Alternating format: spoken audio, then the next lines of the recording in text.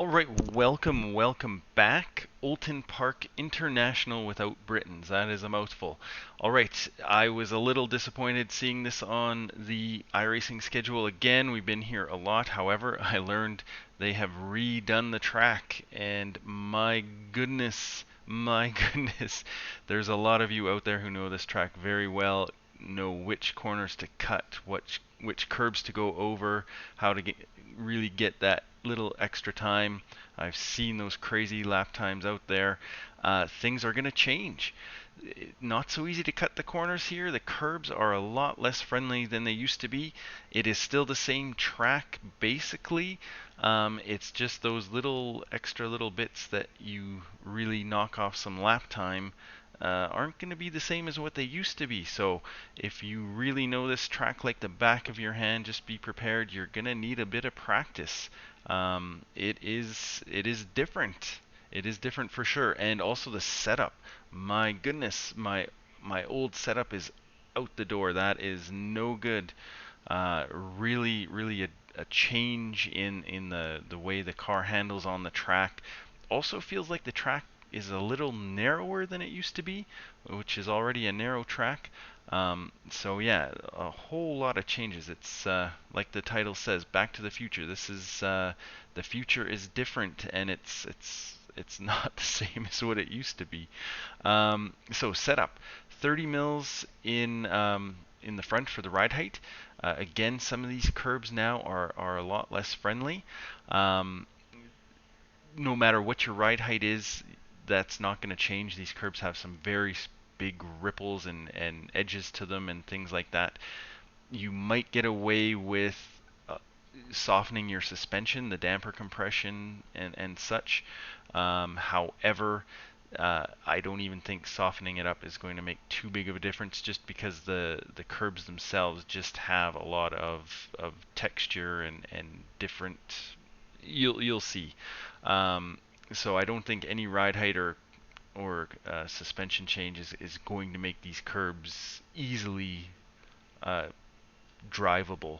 So, but the ride height is up a little bit because there is a little disruption, and I found the car was bottoming out also a bit. So ride height is 30 in the front. ARB is 0. You do not want understeer here. I found with this new track, understeer was much more of a thing. I found on the old one. Oversteer was always an issue. It was easy to lose the back end. Now it is a lot more understeer. 20 clicks in the front for damper compression. That is reduced. As I said, there's more understeer now. Brake bias, it's different for you. For me, it's 56%, but it's probably a little bit on the lower side of what you normally have your brake bias set at. Suspension in the front and in the rear as low as it go, or as spring rates that is, low as they go. Trying to get some grip on here, and this is a big difference from the old setup. Cambers are cranked up. And you know my channel, they're not symmetrical. 1.9 on the left, 1.5 on the right. The left tires are doing most of the work here. If you want to keep them symmetrical, go with the 1.9 on each side. Toe in 1.5, it is turned up. You need a lot of turn in here. Again, just to counteract that understeer, trying to get the front end a little pointier and get those tire temps up as well. Again, spring rate slow as they go in the rear. Camber 1.5 on the left, 1.3 on the right. Go with 1.5 if you want to keep them symmetrical. And toe in 0.2. Yep, just to keep those tire temps up, but you don't really need to get it higher than that. Rear ride height 40 mils, so that is a fair bit. 57 ride height in the rear, 55 in the front. That is to increase the rake, just to get the car rotating a little bit better. So yeah, that is where we are at there. ARB is 20. Sounds high, but again, the track, I don't know if it's maybe the temperature conditions, but you do need to get the car rotating around here. So it is 20. 6 and 18, standard rear suspension softness or hardness, if you want to call it that. 14 liters, that should get you around to the end for sure. 13 might do it if you are a little easier on the fuel consumption. And gear stack standard. Tall sometimes was in play, but I found that standard is really working well. You're barely hitting the rev limit in the back straight, so standard is where it is at. That's what my cat says anyway. So the new UI as well. Leave a comment if it's the right size, if it should be bigger or smaller. This is all a little different for me here. So track conditions 26 degrees. It's not an official testing session because the official schedule is not out yet, but this should be close to what it is going to be. So yeah, 26 degrees, 35% usage. So we'll get into this at slow-mo and then run it out at full speed. This is all very new and different. The UI, I don't mind it. It is different. I don't know if it's a home run, but I don't mind it. Also, for those of you in VR, I found with the track update here, I had to turn the anti-aliasing, whatever it is, down to 4x instead of 8x. The track is definitely got more graphics, more things going on visually, and it just was not performing too well at 8x. So we'll run this out now. So coming into turn 1, fourth gear, looking for the black advertising sign here. Getting on the brakes, shifting down into third. I turned in here a little too early. You want to be turning in more towards the end of the pavement here. Now, this is one of the big differences. Came in here just a little hot. You want to pick up the throttle nice and early. In the past, this curb was totally different. Do not get on this curb. This curb is very bad now. You wanted to be darn close to it before. Getting on that is bad news. So full throttle and on exit, and this is another big change. This curb is much more disruptive than it used to be. You used to be able to really flirt with all of the grasscrete and all this stuff here. Even if you get an X, it was still faster to go run a little wide here. That is not the case now, at least in my experience. Anytime I'm getting over this curb, it is a bad day. So really watch out on exit. This is going to be one corner that definitely is going to change things up for you. Also watch on exit of this curb. I found it very easy to pick up an X. If you're just even a little bit on the grasscrete here, you do get an X. Watch out for that. It's an easy pickup. And then just working your way up the gears. So looking for the dip in the pavement, or you can use this green sign here as well, or this green marker just before it. Getting on the brakes, shifting down into third, and then releasing the brakes. You do not want to be hard on the brakes here, and watch your wheel input. Very easy to spin it out through this corner. And again, these curbs, nasty, nasty, nasty. I used to be able to clip a little edge of the curb here to help get around faster. Nope, not gonna work. Very nasty curb. You do, however, want to maybe just catch the edge of this curb where it flattens out, where these little circle spots are not. That gets you around a little bit faster. And picking up the throttle nice and early, very important to be on the throttle nice and early. This is a big stretch of straight. And on exit, these curbs, very unpleasant, so watch out on exit. You get over those, it's bad news. And you used to get sometimes an X for touching the grasscrete up here. That changed in the last season, and it's still no X anymore. So you can catch the grasscrete out there, so don't be afraid of that. But yeah, coming out wide there is not the way it used to be.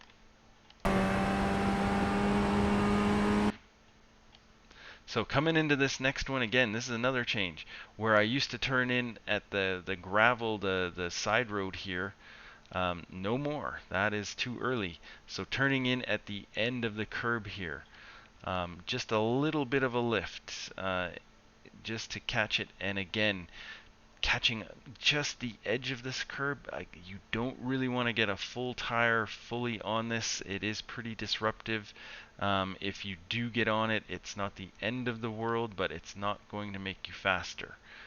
And then just making sure you're on full throttle, running it out wide. Watch this on cold tires. That is a little trickier. And looking for the end of the tires here, just past the end of the tires. There's not a great marker. Shifting down into second gear, pretty darn hard on the brakes. You want to have the car slowed by this point. If you are cranking the wheel and you are coming in too hot, you are going to spin out. And it's very important to get into the camber of this corner. This is very cambered, and if you are not in the camber of this corner, you are going to run wide on exit, and that is bad. Picking up the throttle nice and early, unwinding the wheel. Now on the old build, these curbs were deadly. If you even touched these curbs, you were going to spin out. This time, they are disruptive, but they're not as deadly as what they used to be. So if you do get a wheel on the curb here, it's not game over, but it's not ideal to get onto those curbs either. And then just working your way up through the gears. Big passing opportunity coming into this one, of course. Big battle for this chicane. So looking for the 100 board in fourth gear. You can see it just got to the rev limit. Shifting down into second gear, very hard on the brakes. Again, braking just before the 100 board. You do not want to come in here too hot. And then releasing the brakes as you turn in. Get as close to this barrier as possible. And then just a little bit of throttle. A little bit of throttle management, and again, as tight to that one as you can get, and you gotta get yourself over to the left to open this one up. Watch out, do not get a tire on the grass here as you turn in. If you do that, you are going to be spinning. And then turning in sort of at the crook of the corner here, just a little bit of lifting. And again, this is when you used to be able to cut this like crazy. Go over this curb, no problem. This time, it's a problem. This will bounce the car. This will disrupt your wheel. Yeah, so this one you have to be very careful about. It is not the same as it used to be. And then on exit, again, these curbs, not very pleasant, so watch out on exit. They used to be much, much smoother. And another battle coming up into this one. Looking for the green marker on the right, braking just before it. Down into third. Important to slow the car down early so you can get on the throttle early. If you come in here too hot, you're going to lose a lot of time on exit. Getting right up tight against these curbs. These curbs are kind of the same. Again, you don't really want to be on them, but better to be too close than too far. So get in there tight, picking up the throttle nice and early, and again getting very close to these ones as well. And then on exit, again another one that's changed up. You used to be able to get onto these curbs no problem. It was fantastic. Barely even felt them. Now you're going to feel them. So watch out.